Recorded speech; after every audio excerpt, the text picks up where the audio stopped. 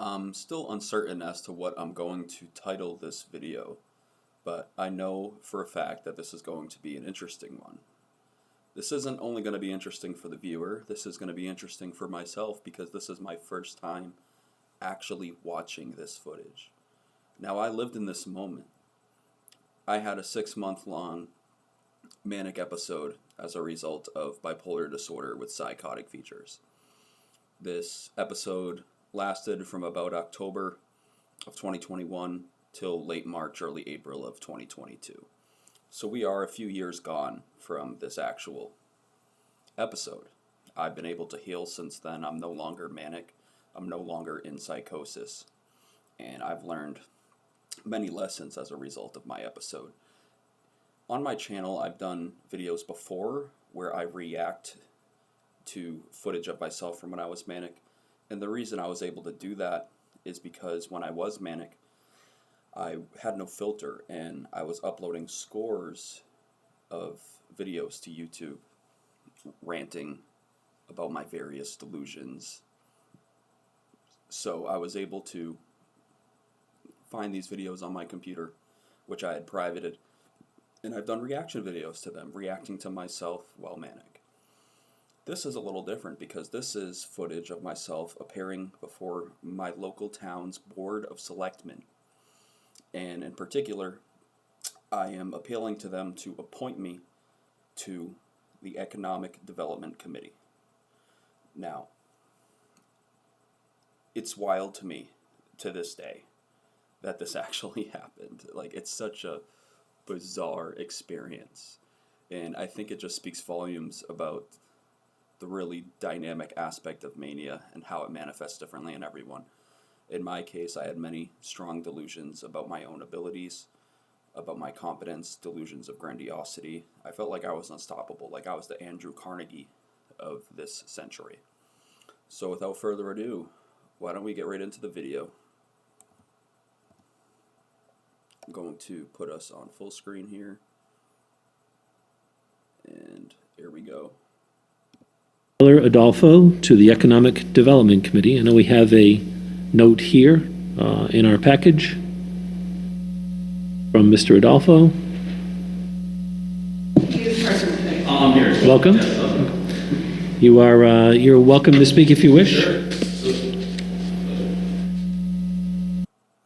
Alright, so again, this is my first time seeing this footage ever. I happened to be scanning the Town Hall Selectmen meeting videos on their YouTube channel. And I was like, man, wouldn't that be interesting if I found my actual appearance? And after hours and hours of scanning through videos, I saw what appeared to be me. And I was like, all right, let me click on this. And I'm like, wow, this would be a great idea for a reaction video. It could be informative for a lot of people. Now, I'm not going to pause the video too many times because I really want to take in what we're seeing here as well. And I'll try to save as much of my commentary as possible for the end as a sort of reflection. But let's see. They just called me to speak, and here I go. Nice to meet you. Thank you. Pleasure. So yeah, I'm a product of the Webster public school system. I've always been involved in the community. I served as president of the class for 1 year. But I've also experienced difficulties as well. So I kind of know that experienced a lot of the hardships that students face and resources that are available to them. I'm applying for economic development in particular because I think that the experiences that I went through put me in a position where I could really find common ground with other people who are interested in empowering, especially with the environment we're in now, where so many are drifting away from that perspective. And I see the potential that Webster has, especially with the person that it's named after, Daniel Webster, who was a great compromiser, but he never compromised his values. The skill set that I have is competencies in finance, marketing. I'm still a member of a social fraternity on campus, but for the next 2 years, because of the cost savings that come along with the hybrid model of doing online classes, it's just worth the benefit. Mm-hmm. 'Cause my aim is to join the Air Force out of undergrad, and especially with a lot of the larger geopolitical situations going on, I want to. Okay, right off the bat, I don't know if you could tell, but just the way that I'm talking, you can clearly see flight of ideas in what I'm saying.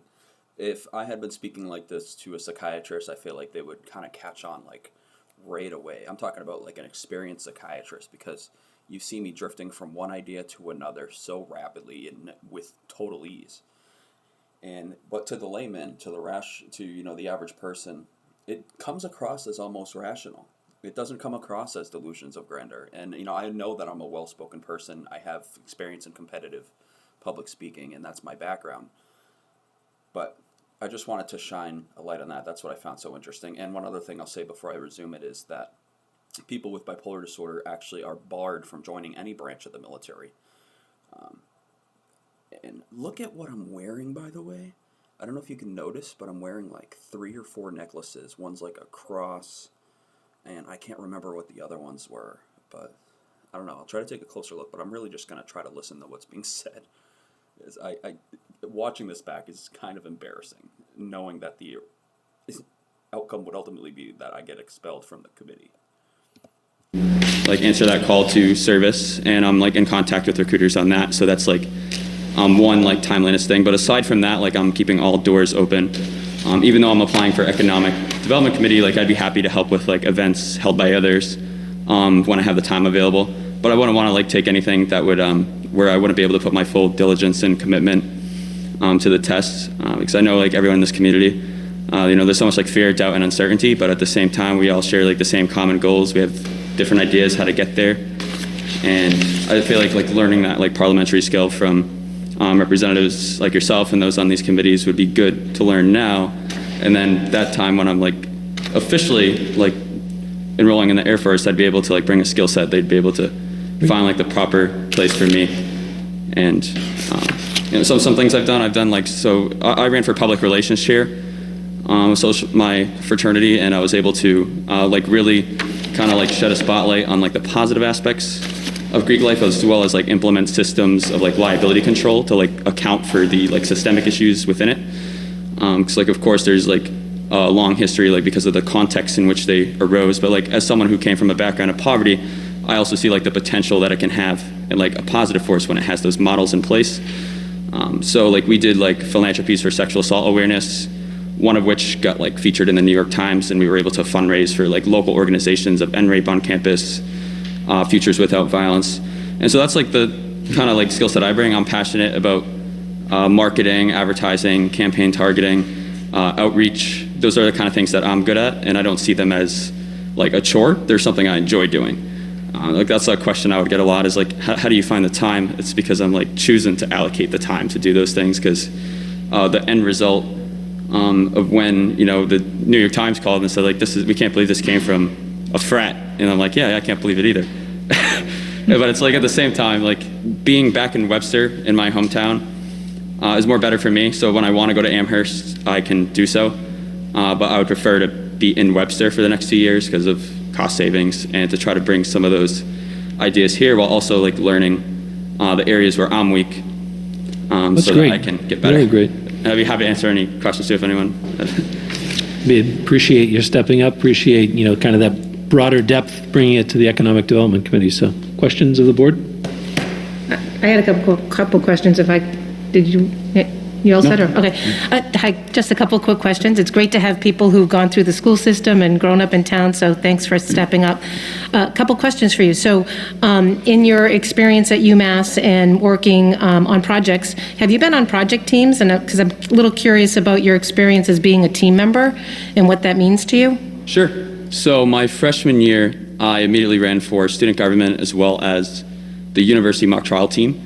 And in these roles, I was more of a participant. So I'll just give an instance. Myself and Connor Brennan, who was the mock trial captain for our his senior year of the program, but we were on the program together. We were the 33rd divisional champs, and like we won. Okay, so now I'm mixing up high school with college. I'm talking about my freshman year, and then I'm jumping back to senior. This is wild, man.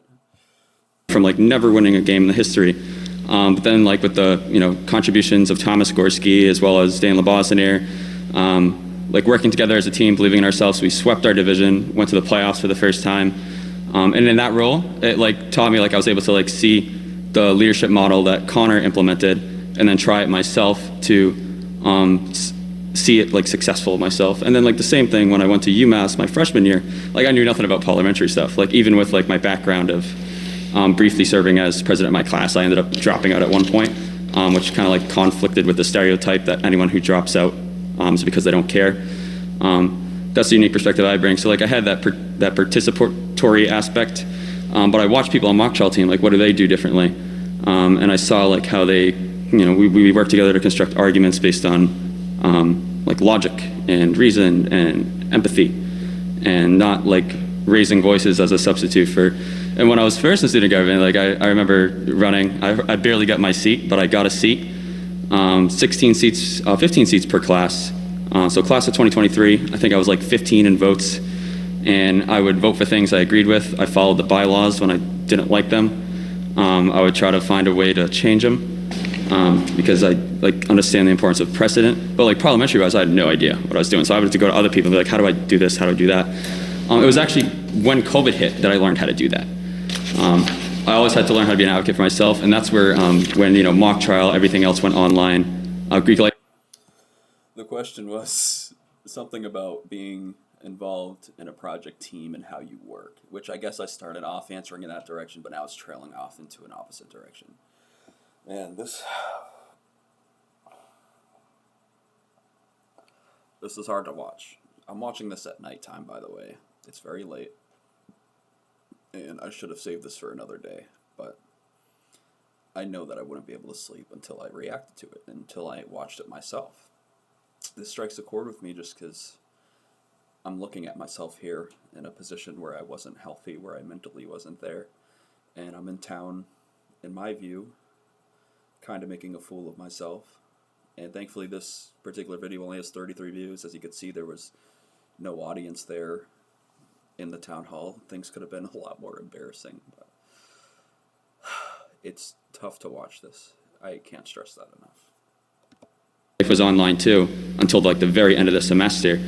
But I saw like I'm like, I figured, I need something to do because campus was a ghost town. I was like, wow, I can't believe I'm paying this much to be on an empty campus. It was depressing compared to like freshman year. But yeah, I was able to serve in a project team leader as soon as I got in the organization.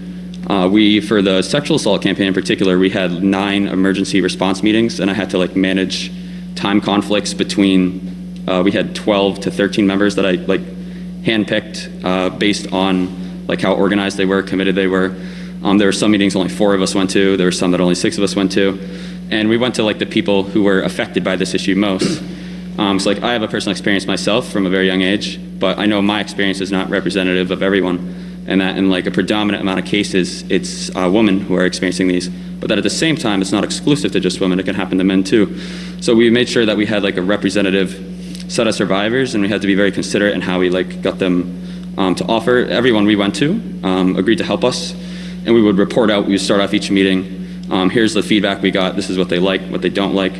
What they didn't like, we changed. What they did like, we included in. And it just came together really good. We had like a very proactive response. It got seen by 20,000 accounts worldwide.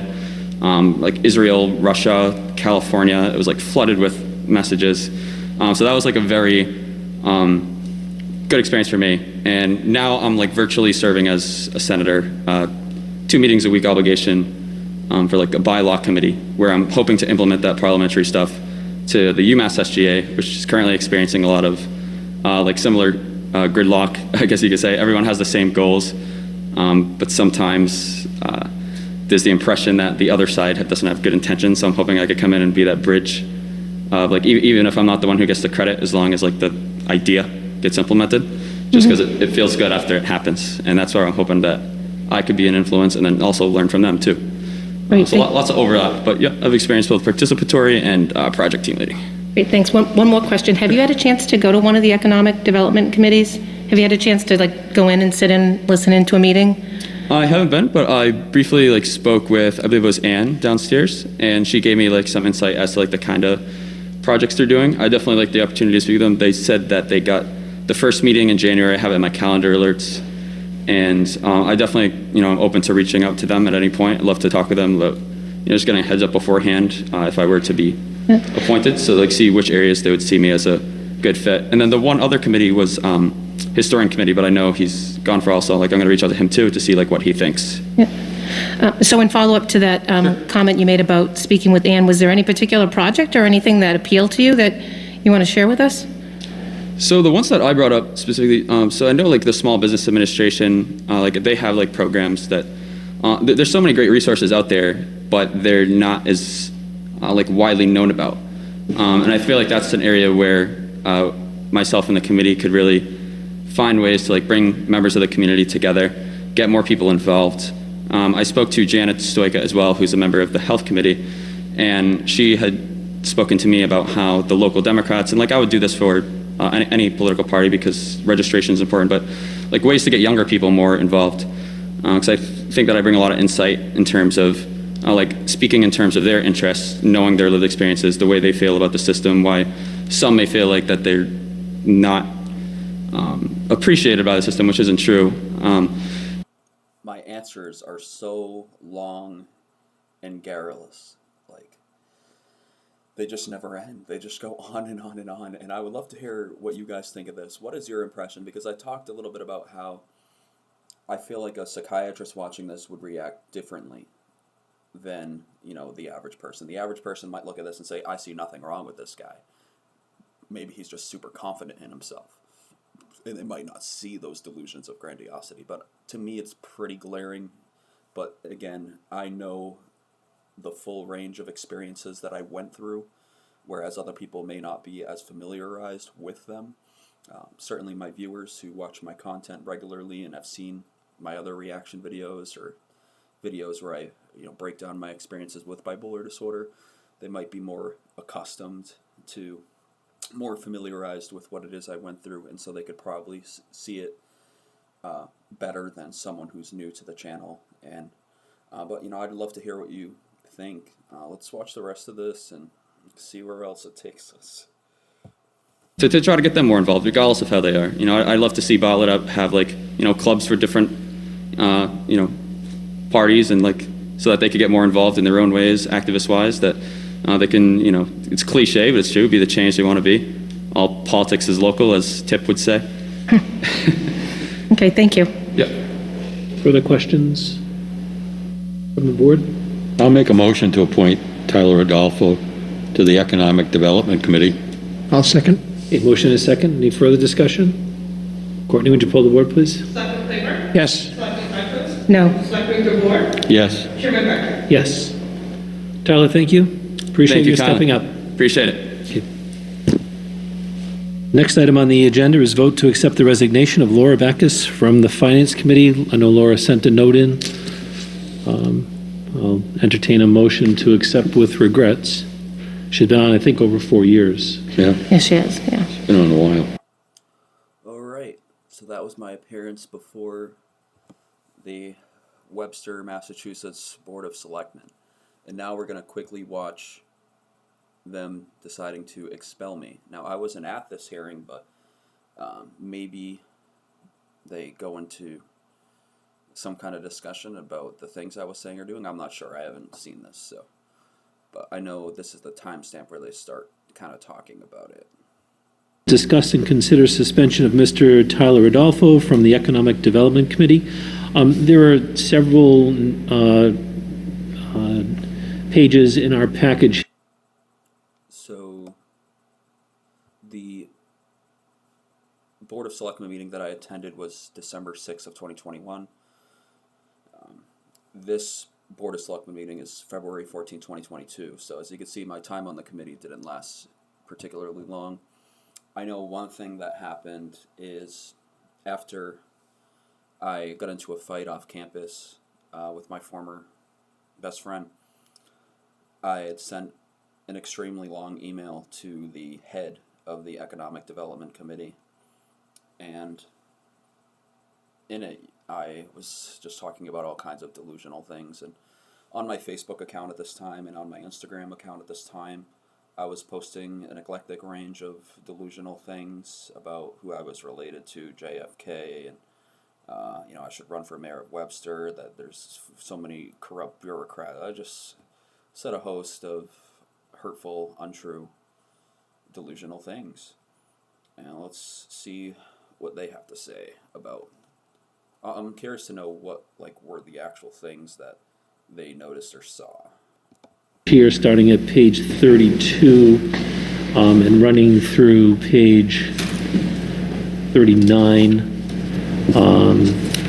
So I know that there's been some concern expressed from several folks in Town Hall with regards to certain posts on social media as well as certain activities within the Town Hall, expressing some concern whether or not Mr. Adolfo should continue on the Economic Development Committee. I did send a note to Mr. Adolfo, which was sent out to the board, not in our package, but sent separately, indicating that there were some concerns and the selectmen were considering suspending him in accordance with the charter. The charter section was provided in our package. At this point, I'll leave it open to any questions or concerns.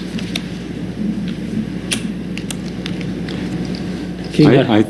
Yeah, Earl? I just think it's, given what has transpired during the time of his appointment and now that it's probably good to suspend Mr. Adolfo from the Economic Development Committee at this time. Okay. And so when looking at the charter, a suspension, if it were voted on, would then take place, and then the board would have to decide what to do next. So I would ask the board, my fellow members, if it makes sense, if we do go forward with a motion for suspension, that we also then make a motion to include in there to have a hearing for the rescission of the appointment. So I'll put that out for discussion. Yeah, I think if we take a look at the language of the bylaw, it would be considered conduct unbecoming the office. Some of the language that was... Very interesting choice of language, conduct unbecoming, language I'm familiar with. That's actually what got me expelled from my college fraternity. Now, I actually recently got reinstated because I wrote a letter to Supreme Executive Committee expressing my apologies for the actions I had taken while manic and how I'm now stable and on medication. So that's a little bit of positive news I can report to you, is that I got reinstated to my college fraternity. But the reason for my expulsion prior to that is that it was conduct unbecoming of a gentleman because of language I had used online. And it seems like the town hall has taken a similar approach here, getting the expulsion of myself from the committee on the grounds of conduct unbecoming, which makes sense. When I'm manic, when I'm in psychosis, I say a lot of nonsensical, harmful, toxic, delusional things that are the antithesis of reason and logic. In the documents that we looked at, was, I thought, egregious. Okay. So, Tom, you're referring to, this would be on our page 32, section 7.8, removals and suspensions, referring to conduct unbecoming the office. Yes. Okay. Further discussion? If not, I would entertain a motion. I'll make a motion to suspend Mr. Adolfo with the opportunity to set a hearing to suspend him from the Economic Development Committee. I second. So it's a motion to suspend Mr. Adolfo from the Economic Development Committee and to set up a hearing for rescission of appointment? Okay. So that's second. Yeah. Any further discussion? Courtney, would you poll the board, please? Selectman Claiborne? Yes. Selectman Concho? Yes. Selectman Moore? Yes. Chairman Beck? Yes. And either I or... All right, so that's that. I was expelled, or suspended rather, from the committee. And whatever notice they sent me, I know for a fact that I didn't respond to it. I still probably wasn't there mentally. And I think it's a great thing that I didn't actually attend anyways, because I wouldn't want to make a further fool of myself. I can't imagine the host of absurd things I would have said before the town selectmen if I had taken that chance, if I had taken advantage of that opportunity. So this was, I'm really not sure what to title this, but this was a very surreal experience watching this back for the first time ever. I lived through it, but this is my first time watching it, and I'll definitely take a second look at it another time. I'll probably show some people that I know, some of my cousins, family members. But yeah, it's very interesting to me. And, this was a traumatizing episode. I lost so much during it. And I really lost who I was. I lost all my friends. And it feels like a part of me has died since then. And so watching this back, it's kind of like I'm taking a look at the tragedy of Tyler Adolfo. And I know it's weird to speak about yourself in that way, but that's just how I feel. And I hope you found this video informative or interesting. Whatever reason you watched this video, thank you. I appreciate it. It means a lot to me. Thank you for your support and all the content. And that's really it. Hope you all have a great rest of your day.